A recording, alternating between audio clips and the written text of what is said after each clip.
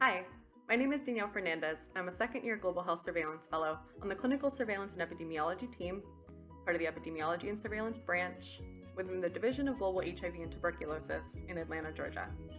I support PEPFAR programs throughout sub-Saharan Africa, which include recent infection surveillance, longitudinal case surveillance, which follows persons living with HIV from the time of initial diagnosis to the time of death, and mortality surveillance. Specifically, I provide technical support to the planning and implementation of recent infection surveillance in Tanzania, and was in country for the first trainings, site activations, and recency tests actually completed.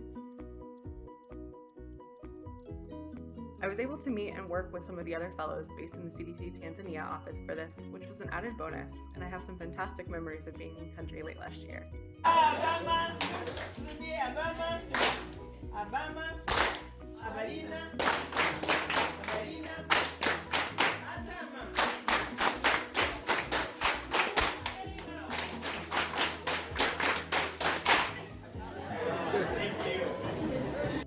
I've also been able to utilize my data skills to conduct analyses on routinely collected and reported PEPFAR data, mostly centered on HIV treatment, viral load suppression, and loss to follow-up.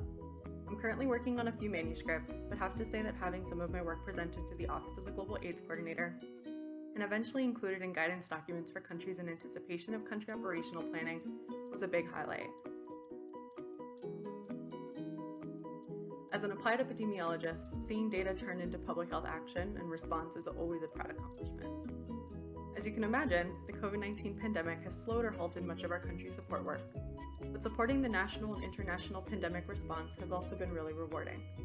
Recently, I deployed to the Division of Global Migration and Quarantine and the COVID Global Migration Task Force to provide technical assistance on COVID epi, surveillance, and informatics. In this role, I worked with federal, state, and industry partners to better characterize the potential for secondary transmission of COVID-19 on commercial aircraft. I found that my prior work experience at a local health department was pretty instrumental in bridging the gap between our partners and helping us anticipate how we could better support our state and local health departments. And we streamlined routine data collection tools and processes along the way. Our work was presented to CDC, HHS, Congress, and public health partners, and is currently being used to inform future response planning. My background's in outbreak response, so being here to support CDC's work during unprecedented pandemic times has really reinforced why I got into public health in the first place.